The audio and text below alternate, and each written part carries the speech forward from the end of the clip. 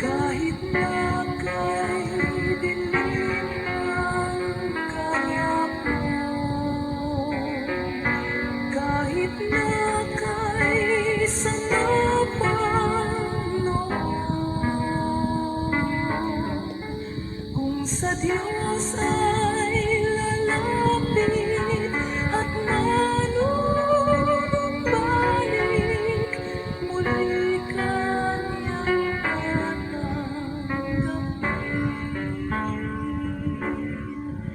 magbalik na sa Diyos, magbalik na. Kahit pa nalinaw, patatawarin kanya. Magbalik na sa Diyos, magbalik. Hello, mopeng adlaw. This is now episode number 4 sa aton GB Gospel.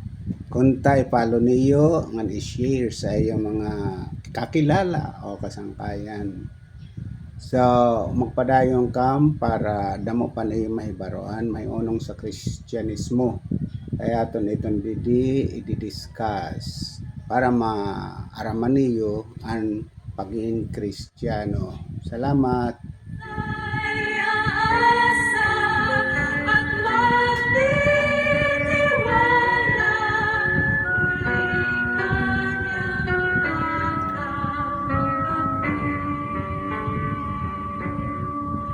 Magbalik na sa Diyos, magbalik na.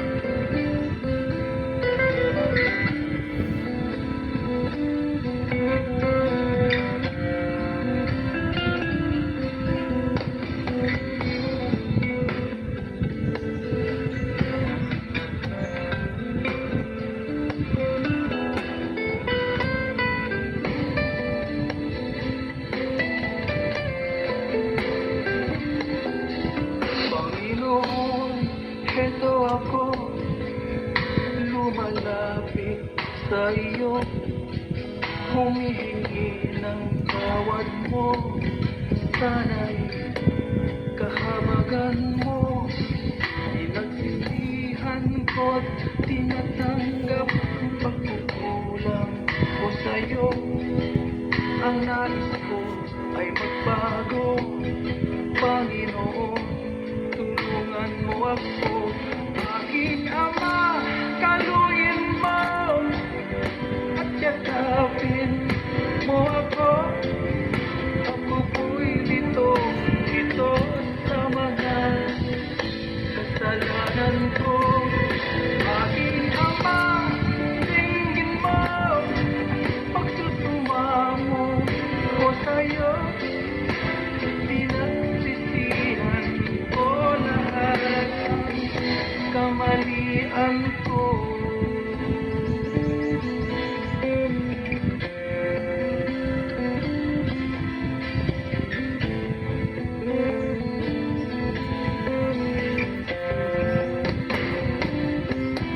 Panginoon, ituyan mo nang mawala ang lungkot ko.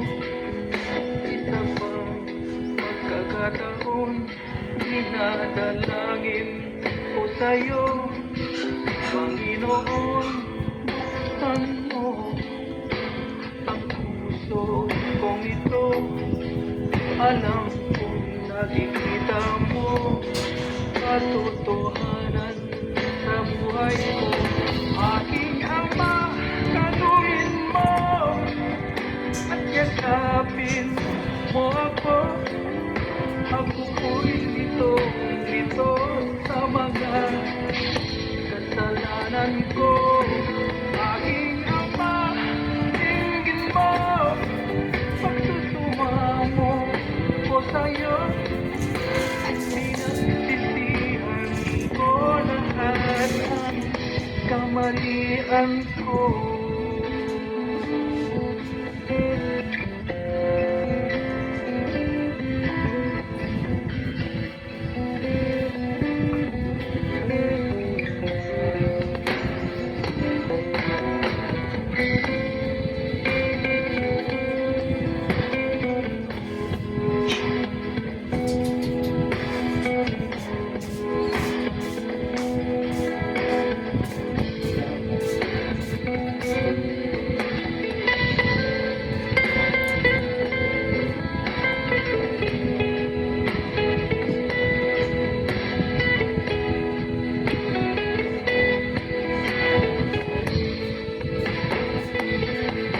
Aking Ama, Ang titulo sa ato niyan episode maoan topic na the union of Christ and the believers, its benefits and implication. So sa Biblia makikita natin ini nga passage kadto naton ang 2 Corinthians chapter 5. 2 Corinthians chapter 5 from verse 17 up to the last verse of this chapter. Basahon tan verse 17, therefore if any man be in Christ, he is a new creature. All things are passed away, behold all things are become new. Verse 18, and all things are of God, who hath reconciled us to himself by Jesus Christ, and hath given to us the ministry of reconciliation. To wit, that God was in Christ, reconciling the world unto himself, not imputing their trespasses unto them, and hath committed unto us the word of reconciliation. And in verse number 20, now then, we are ambassador for Christ, as though God did beseech you by us. We pray you in Christ's stead, be ye reconciled to God. For he hath made him to be sin for us, who knew no sin, that we might be made the righteousness of God in him. So maadto ang ebanghelyo na aton kuhaan sa aton nga mensahe mahionong sa pakigsayo, unity or union with Jesus Christ. So what is that union? How is it created? Union with Christ simply means Christ is in you and you are in Christ. Sa mga Katoliko, dito sa era seremonya sa era misa, may portion doon sa misa na sugad si Kristo ay aada sa imo.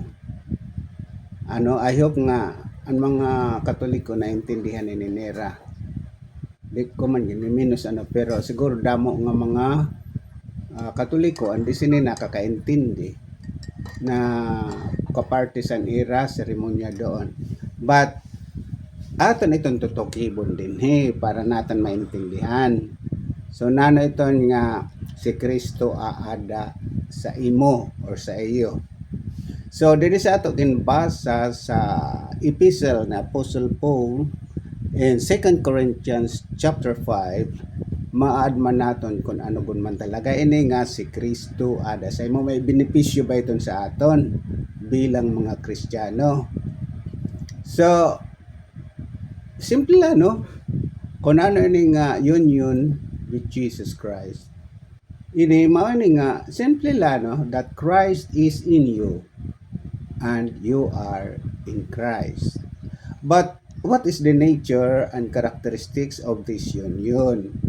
So maintindihan natin ini kung anong benepisyo sini and unity or pagkasayo sa aton Panginoon yan sa mga believer, only those believers diri nga tanan nga tao ang tumuro ula ni Kristo. Ang unang characteristic or nature of this union is that it is judicial in nature. Judicial in nature. Paano sa husgado ba? Sa husgado, sa hostisya. So, in this, Christ and the Christians are one. Di ba? Si Kristo at ang mga believers, mga disipulo o mga Kristiyano, kita na ini, ay sayo na, nagsayo. Kaya sa Bible, if you are in Christ, you are already saved, salbar ka na. Tungod sini nga, imo pakigsayo kan Kristo. So sabi ng Bible, no condemnation anymore to those who are in Christ Jesus because of their union. Mabasa natin doon sa Romans 5 verse number 1 or lalo na doon sa chapter 8, Romans chapter 8 from verse but one gihapon verse 1 8 verse 1 nanasuka dito sa Romans 8 verse 1. Therefore, there is now no condemnation for those who are in Christ Jesus. So, ito nga phrase nga, in Christ Jesus. Add to sira nga kaupod ni Kristo Jesus. Because of our judicial union with Christ in the sight of God.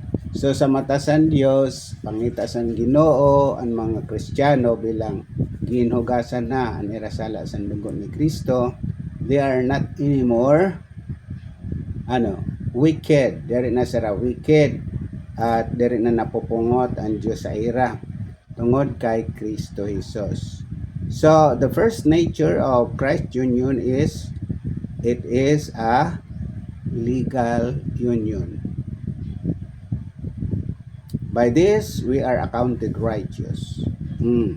Righteous na daw kita. So, ngan bago na kita nga pagkatawo. Basahon otro na nato itong verse 17 in 2 Corinthians chapter 5. Therefore, if any man be in Christ, take note of that phrase, in Christ, be in Christ, he is a new creature.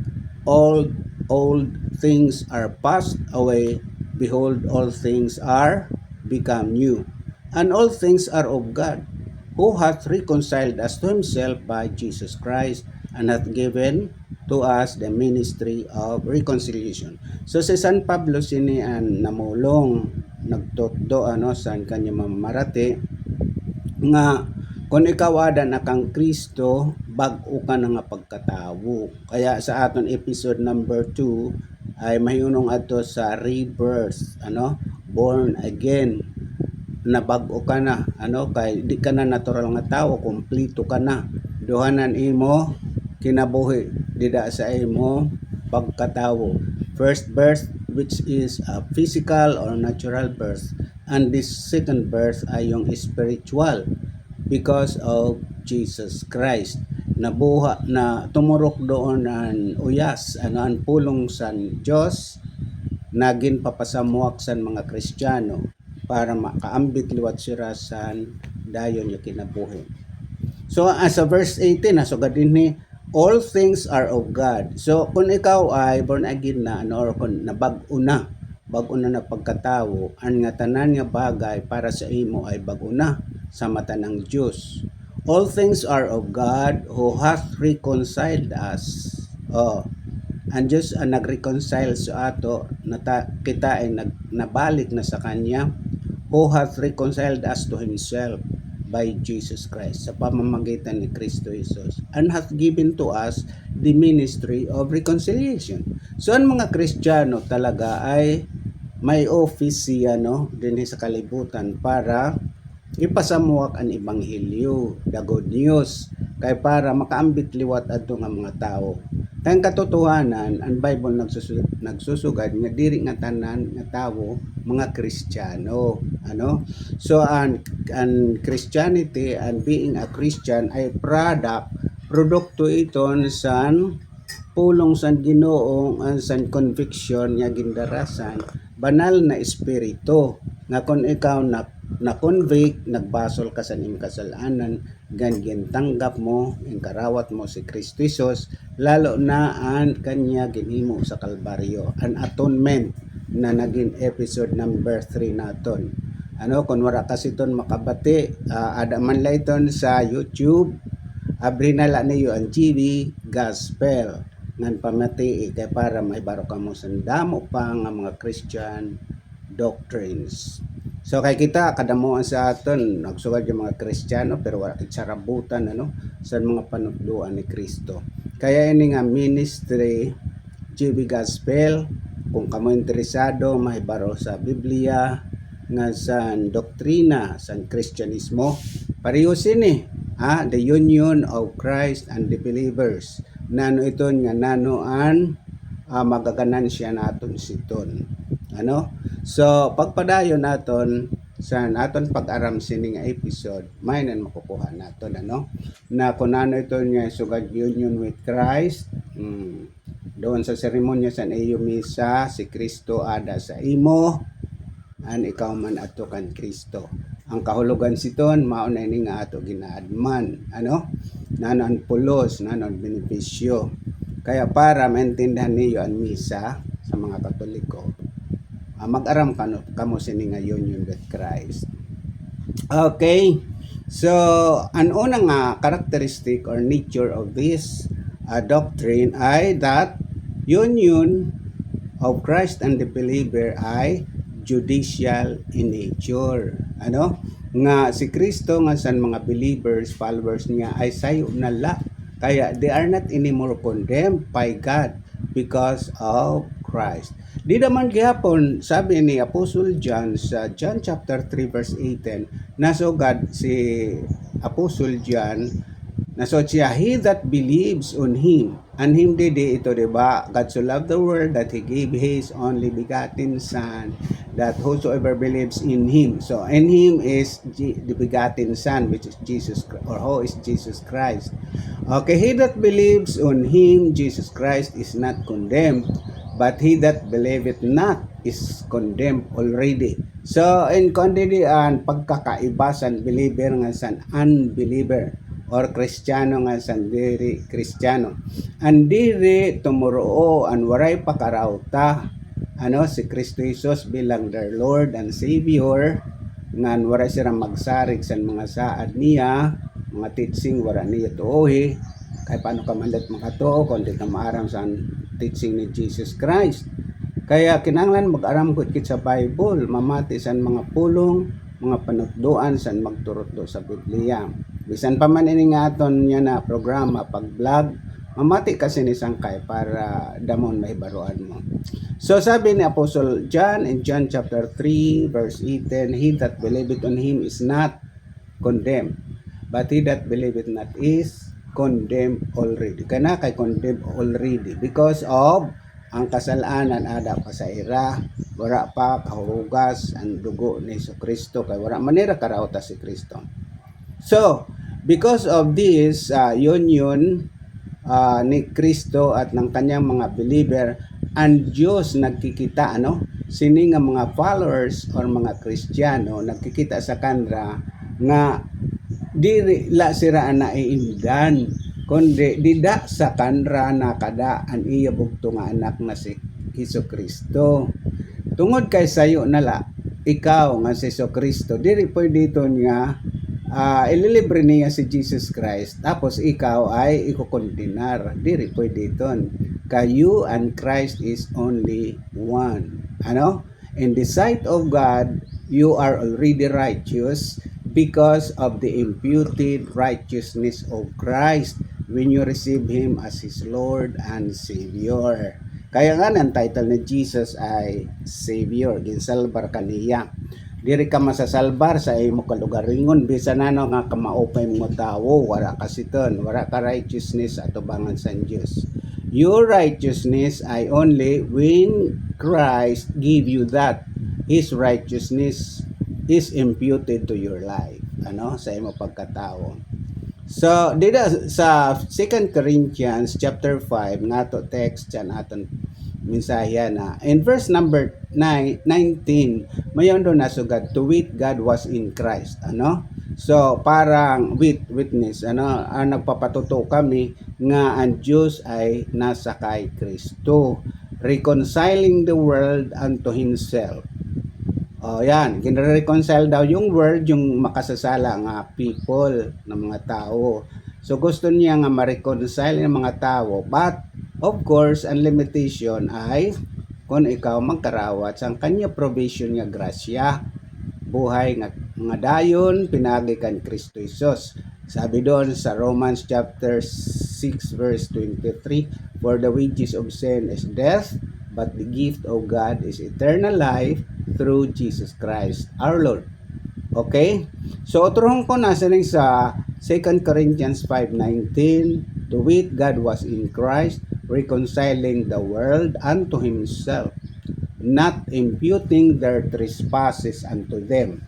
So, kon ada si Kristo sa imo kinabuhi, nakipagsayo ka kay Kristo, you are in Christ and Christ in you, and God ay inimpute ang righteousness ni Kristo sa imo kinabuhi. Kaya you are already saved. Salbar ka na by the grace of God, not because of your being good. Diri pwede ton sa Dios, ano? Sayo lang nga sala ay waray ka na, kulang ka na sa kahimayaan niya. Kaya surrender na ito nga mo pagtuo nga dahil sa kamaupay mo kabuutan ay masasalbra ka. Hindi. Ito nga mga inihimo mo ay sa iba ito nga perspektibo, sa iba ito nga area sa pakigrelasyon mo sa Diyos, ano? Salvation is only out of God's grace, ano? Hindi pinaagi sa imo mga kabuutan, hirimuon nga maganansya mo ito nga kasalbaran. Ano nga, sabod the wage, the written wage. Salvation is not a wage, but it is a gift of eternal life. So sabi din nga, ang Diyos tungod kay ada kay Kristo hindi na ini-impute sa era at tungod na ada kay Kristo, no, hindi na ini-impute sa era ang mga trespasses nila. Kaya forgiven na talaga, din patawad. I hope this is clear to you, ano? Sana ay tanggap po na niyo ang katotohanan para sa iyo ta kaupayan. Diri ka mo mahinganto sa impyerno. Ano, sa aton unang mga episode, klaradong kung paano ang pagkuha sina tunay nga kinabuhi. It's only by faith, through faith ha, hindi yun binukuy-pukoy.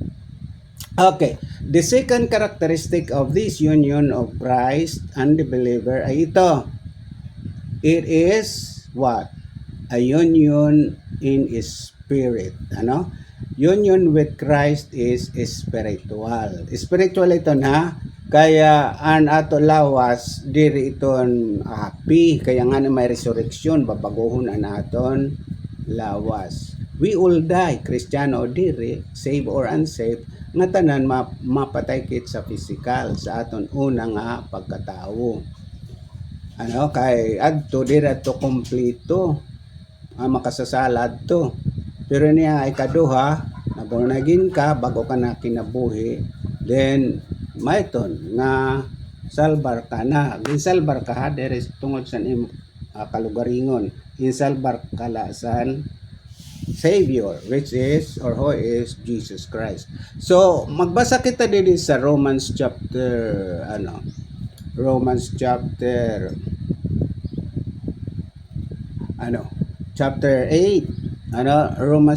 8.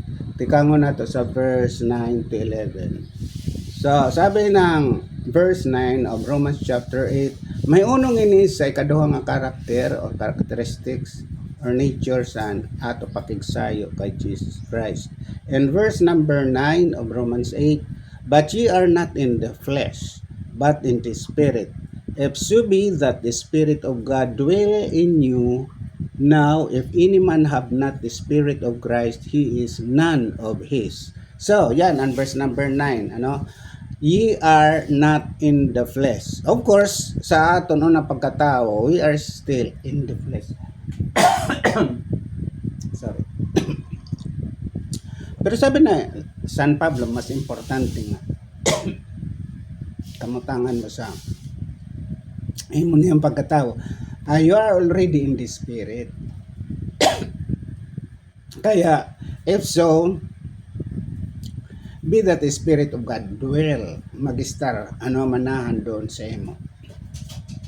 Now, sabi ni Apostle Paul, if any man have not the Spirit of Christ, he is none of his. Verse number 10. And if Christ be in you, o look at that ha, kung si Kristo aada na sa imo. O, tanda ito kung natin kasi misa, may portion doon sa misa siton. Nga si Kristo ada na sa imo at ikaw naman adto ka na kan Kristo. So in verse number 10 of Romans chapter 8, verse number 10. And if Christ be in you, the body is dead because of sin. Oh, wala na, patay na. Dahil sa but the spirit is life because of righteousness. So, dead and life ito na, no? Patay nga sa buhay. Kung ada ka na daw kung Kristo, ang dati mo na pagkatao ay patay na. Kaya bago ka na nga creature, you are in the spirit. Ang kinabuhi mo yan na ay kontrolado na sa Espiritu Santo. Verse 11, but if the spirit of him that raised up Jesus from the dead dwell in you, he that raised up Christ from the dead shall also quicken your mortal bodies by his spirit that dwelleth in you. Mauna niyan sa resurrection, ano? Later on, di ba patay na noon na pagkatao, mamatay ka sa physical, then wala ka na. Pero ang sa Diyos that he will quicken your mortal bodies by his spirit. Nga naukoy na star doon sa imo. Therefore, brethren, we are debtors not to the flesh to live after the flesh. For if we live after the flesh, we shall die. But if we through the Spirit to mortify the deeds of the body, ye shall live. For as many as are led by the Spirit of God, they are the sons of God. So, maiton ang passage nga din inkuha naton ang ka-importante sa pakigsayo dida kani sa Kristo. So nga din nakita niyan sa implication, ano, ang benepisyo na naman kung kita united with Christ.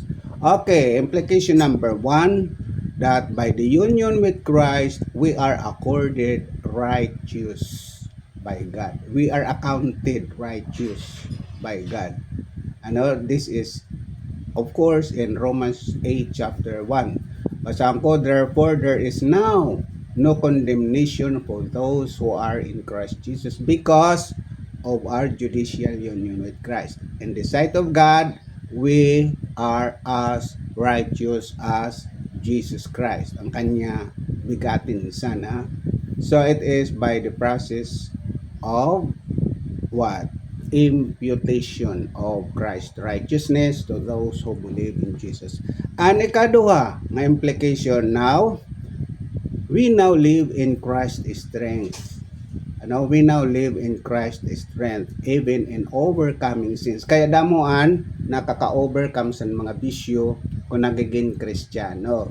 Take note ha, doon may mga reliyon, puno man sila sa reliyon, pero kung ada gapos sila sa bisyo, yun ang bunga, yun ang ebidensya nga they are not truly Christian. Dari sila Kristiyano. Puno la siguro sa era reliyon, mag-attend man sa ritual nera, pero harayon kan kasing-kasing sa Dios.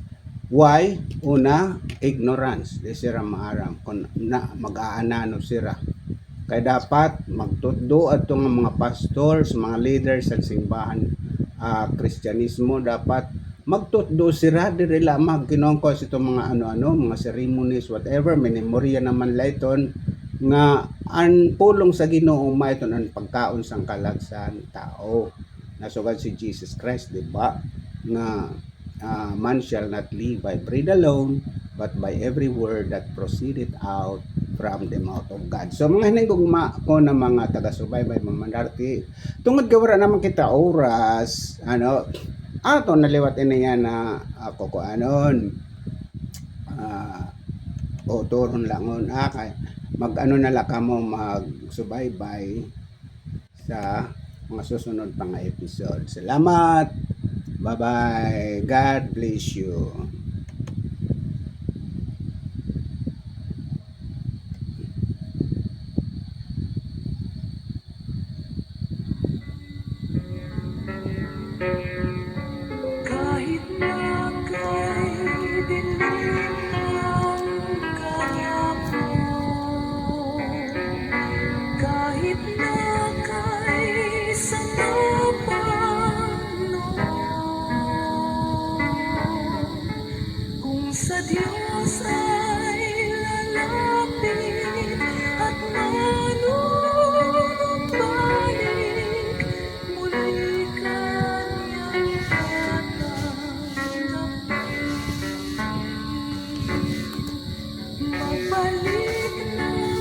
sa Diyos, magbalik na. Kahit panalinaw, patatawarin ka niya. Magbalik